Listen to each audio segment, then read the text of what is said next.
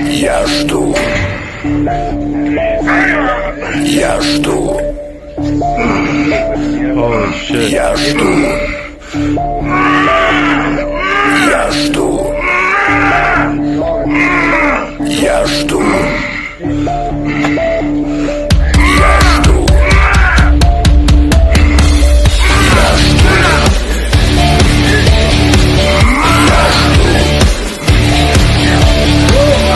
Welcome everyone. आज हम hook versus hook के बारे में बताने वाले हैं। अगर सामने वाला ओपोनेंट भी आपका हुक खेल रहा है और आपको भी हुक खेलना आता है तो आप अपनी पोजीशन कैसे बेटर कर सकते हैं और उस पर खेलेंगे कैसे आप। तो हुक का मतलब आपको हुक अगर खेल रहा है तो आपको पावर लगानी पड़ेगी। आप इजीली उसको नहीं हरा पाओगे, ग्राइंडिंग होगा मैच बहुत ज़्यादा एक दूसरे के लिए। तो कहने का मतलब इसमें भी बराबर पावर है, मेरे में भी बराबर पावर है ऑलमोस्ट। और अगर हम दोनों ने हुक लगा दिया, अब यहाँ से जिसकी एंड्योरेंस ज़्यादा अच्छी होगी, जिसकी पोजीशन ज़्यादा अच्छी होगी, जो सेंटर ज़्यादा अच्छे से कंट्रोल कर पाएगा वही जीतेगा।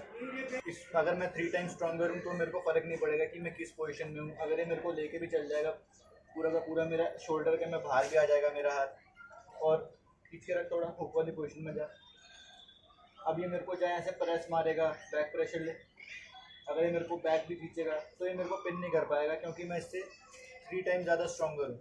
अगर बराबर स्ट्रेंथ है फिर से जगह इस पोजीशन में, तो ये शोल्डर के अगर मैं बाहर जाऊँगा तो पक्का यहाँ से जीतना बहुत मुश्किल है, ऑलमोस्ट ना के बराबर आप जीत ही नहीं सकते यहाँ से। तो द थिंग इज़ आपको बेटर पोजीशन पे आना है हमेशा हुक खेलते टाइम। बेटर पोजीशन क्या होती है? पहली चीज़, the key fundamental of hooking is internal rotation. आपको अपने शोल्डर के अंदर आना है, अपना हाथ अंदर रखना है शोल्डर के, अपनी बॉडी के सेंटर में लाके यहाँ अंदर आना चाहिए आपका हाथ। यहाँ से आपकी सारी गेम होती है। अगर आपका हाथ शोल्डर के बाहर गया तो फिर वो सारी टॉप रोल की गेम आती हैं उधर से, जिसके बारे में हम अगली वीडियोस में बात करेंगे, और दूसरी गेम्स हैं उनके बारे में हम अलग वीडियोस में बात करेंगे। अभी बात हो रही है हुक पे। ओपोनेंट आपका हुक खेल रहा है तो आपको अपना ये इंटरनल रोटेशन मेंटेन करके रखना है, बॉडी के हाथ अंदर होना चाहिए। एक चीज़ और, आपने इंटरनल रोटेशन मेंटेन कर रखा है, अगर आपका सपोज अगर ये थोड़ा सा गेम टॉप रोल में शिफ्ट करता है अपना, एक मिनट, अगर आपने इंटरनल रोटेशन अपना मेंटेन कर रखा है, आप यहाँ से टॉप रोल मारिए, आपका शोल्डर कनेक्टेड है, स्टिल आपके पास ऑप्शन है, अगर आपकी रिस्ट यहाँ से बेंड बैक भी हो जाती है तो आप फ्लॉप मार सकते हो इसको। क्यों? क्योंकि आपने शोल्डर के हाथ अंदर रखा हुआ था आपका। अगर आपका शोल्डर से बाहर चला गया तो कोई मतलब ही नहीं है आप यहाँ से उसको खींच के हरा सको। बहुत ज़्यादा पावर चाहिए और आर्म ब्रेकिंग पोजीशन में चल जाएगा आपका। Todd Hutchins has done it again, this time taking on two Canadian superstars in Curtis Cameron, aka Pork Chop, and The Machine, Brian Desimo, in The primary focus of the hook is internal rotation. Hook की सबसे अच्छी बात यही है कि, अच्छी बात भी है और बुरी बात भी है, एक तरीके से कह सकते हो आप। आपको पहले हुक में आना पड़ेगा, हुक इनसाइड आपको आना पड़ेगा, हुक लगाना पड़ेगा, उसके बाद आपको आपकी पावर का एक्सेस मिलेगा।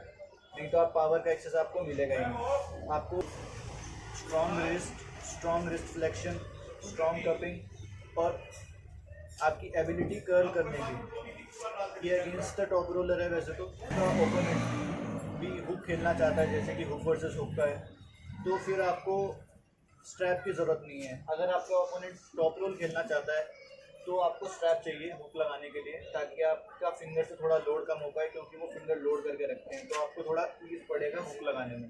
बट आपको जैसे हुक वर्सेस हुक की वीडियो है तो आपको स्ट्रैप मैच की इतनी ज़रूरत नहीं है, क्योंकि दोनों को ही हुक में जाना है।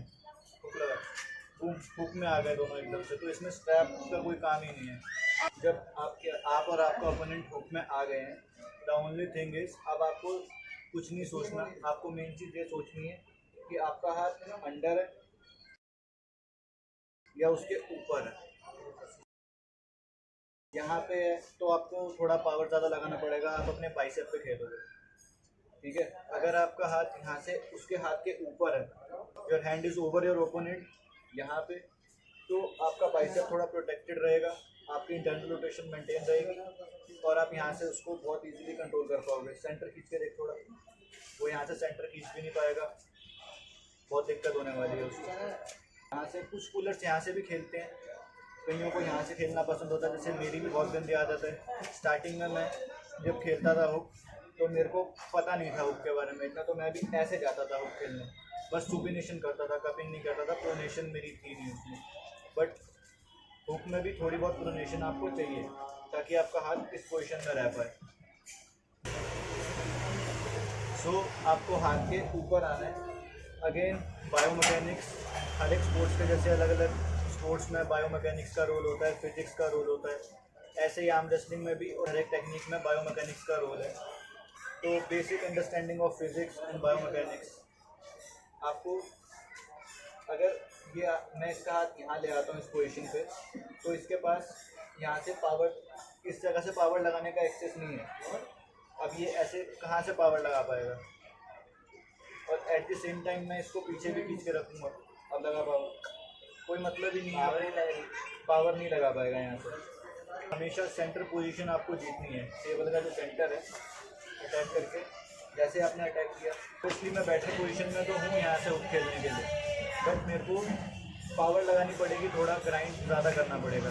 बट अगर मैं सेंटर मेरा स्ट्रॉन्ग है, सेंटर मेरा स्ट्रॉन्ग है,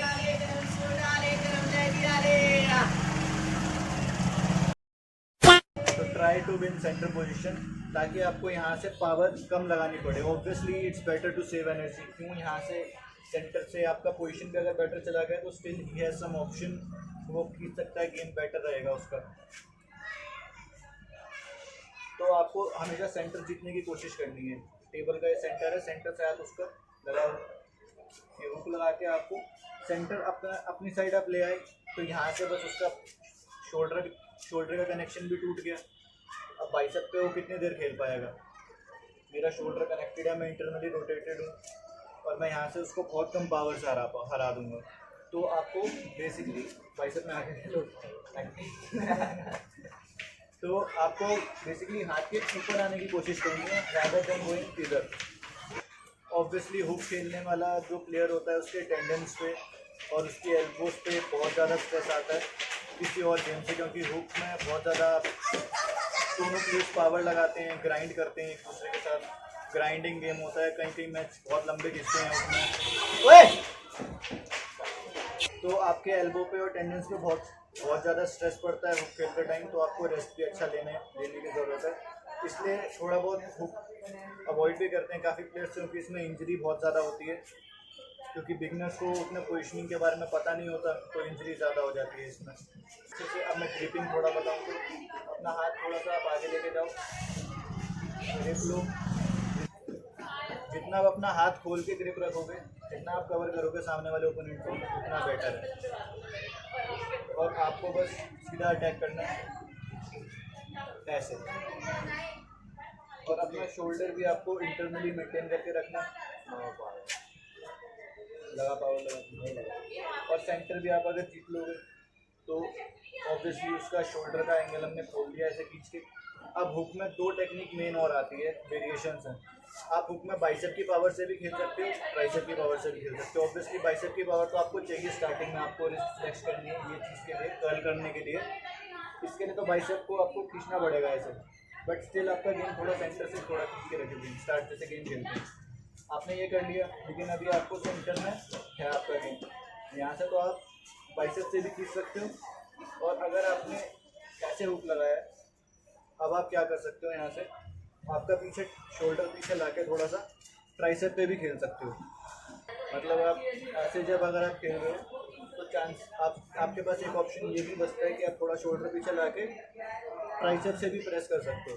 शोल्डर अपने एल्बो को उसके सामने रुक जाना ही, अपने शोल्डर को अपने हाथ के सामने लाके आप ट्राइसेप से भी प्रेस कर सकते हो। एक ये वेरिएशन भी है, और आप एक ऑप्शन आपके पास ये भी है बेटर पोजीशन बनाने के बाद कि आप पीछे भी खींच सकते हो उसको हुक बनाने के बाद।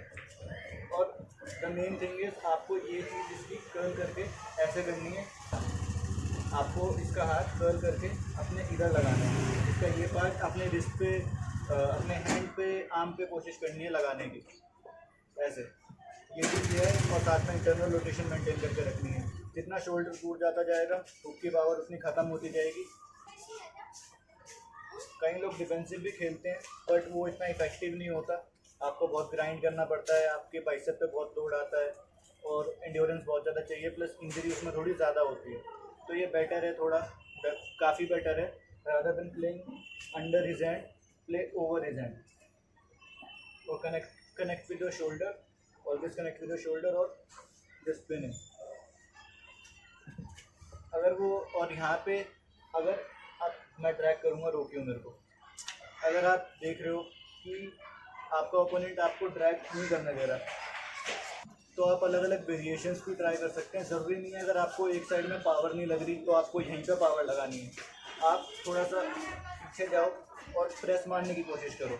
फिर मैं खींच रहा हूँ पीछे, अगर मैं नहीं खींच पा रहा इसको यहाँ पे, तो मैं हल्का सा पीछे जाऊँगा और उसको प्रेस मारने की कोशिश करूँगा। तो इस तरीके से भी आप खेल सकते हो वेरिएशन। और hook is all about positioning और शोल्डर कमिटमेंट। बेसिकली आपका जितना ज़्यादा कमिटेड रहेगा शोल्डर, उतना आपकी बस वही है, जितना बेटर पोजीशन आपकी रहेगी उतना ज़्यादा आप अच्छा खेल पाओगे। और एक चीज़ और, अपनी बॉडी को टेबल से चिपका के रखना है। ठीक, कई लोग ऐसे खेलते हैं, यहाँ चले जाते हैं खेलते खेलते, आपका एंगल ऑटोमेटिक खुल जाएगा, तो आप वैसे ही हार जाओगे। अपने आप को एकदम इंटैक्ट रखना है, शोल्डर के अंदर रखना है, ठीक, इस तरीके से, और टेबल के साथ रहना है। चाहे आप यहाँ से ऐसे खेलो, चाहे आप यहाँ से ट्रैक करके खेलो, इट्स अप टू यू। अगर और भी कुछ आपके क्वेश्चंस हैं हुक को लेके, और हुक में ग्रिपिंग को लेके, या कुछ भी डाउट्स हैं, तो मैं आने वाली वीडियोस में बताऊंगा। कमेंट सेक्शन में मेरे से पूछ लो, और जो भी आपका डाउट है, टॉप रोल, हुक, वॉटेवर, मैं सब हर चीज़ पे वीडियो बनाऊंगा अभी। और हुक काफ़ी टेक्निकल है, ये बेसिक्स बताए मैंने आपको बिगनर के लिए।